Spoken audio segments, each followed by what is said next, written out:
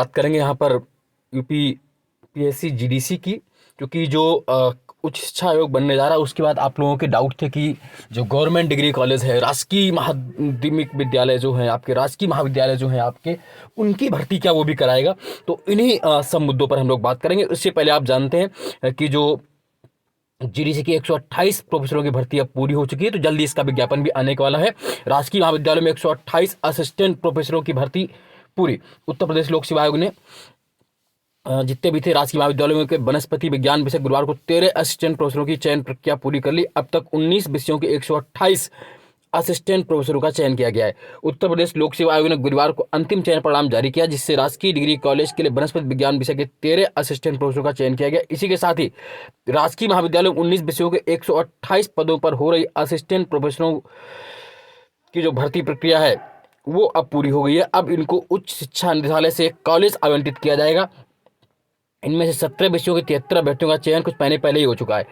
उत्तर प्रदेश लोक सेवा आयोग से राजकीय महाविद्यालयों में असिस्टेंट प्रोफेसरों की भर्ती विज्ञापन संख्या 2/2020-21 के अंतर्गत 19 विषयों में से 18 विषयों के लिए साक्षात्कार दिसंबर तक पूरा हो गया था। अंतिम विषय वनस्पति विज्ञान में 13 पदों भर्ती के लिए 3 और 4 दिन साक्षात्कार हुआ, जिसमें 45 अभ्यर्थियों को बुलाया गया। साक्षात्कार के दिन बाद आयोग ने परिणाम जारी किया, यानी कि कुल मिलाकर अब ये जो भर्ती है आपकी पूरी हो गई है। 128 पदों पर जो ये भर्ती थी वो पूरी हो चुकी है। ये आपकी जो भर्ती अब पूरी हो गई है। अब हम लोग बात कर रहे हैं कि नई भर्ती का क्या है। पहली बात तो आप ये रखिए कि जो यूपीपीएससी जीडीसी है, UPPSC GDC Uttar Pradesh public service commission government degree college राजकीय महाविद्यालयों की जो भर्ती है वो लोक सेवा आयोग से ही होगी, यूपीपीएससी से ही होगी। उसके लिए उच्च शिक्षा आयोग से शायद वो भर्ती नहीं होगी, शायद क्या कंफर्म नहीं होगी, वो यूपीपीएससी के माध्यम से ही होगी, लोक सेवा आयोग ही कराएगा क्योंकि वो राजपत्रित पोस्ट है। और दूसरी बात, अभी इस वर्ष इसी आयोग से आएगी, उस आयोग में बनने में समय लगेगा, तब क्या भविष्य में होगा भविष्य की बात। अभी इस वर्ष इसी आयोग से भर्ती आने वाली। रही बात एग्जाम डेट, चूंकि अभी इसमें स्पष्ट आप कह रहे नहीं दी गई, लेकिन आरक्षित रिजर्व डेट है, उन्हीं डेटों में इसका एग्जाम भी होकर के रहेगा। तो आप ये मान के चलें कि आपकी भर्ती आने वाली है और उसके लिए आपको जीएस की तैयारी भी करनी पड़ेगी। जैसे ये दिखा हुआ टेस्ट जो हमारे यहाँ चलते हैं।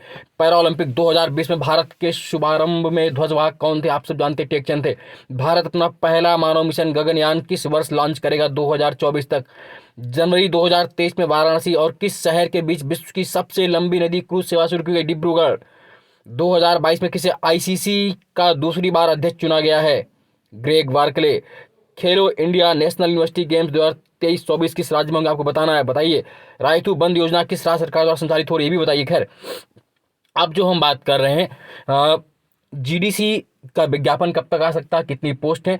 मैंने फर्स्ट डे से आपसे कहा है कि लगभग 350 प्लस पोस्टें आने वाली हैं, निश्चित रूप से आएंगी। विज्ञापन आपको जल्द ही लगभग 15-20 दिन के बाद फरवरी मार्च लास्ट जनवरी और फरवरी में देखने को मिलेगा, ये निश्चित है। आप अपनी तैयारी को रखिए और जो यूपीएचईसी वाले वो भी उसी तैयारी को जुटे रहिए।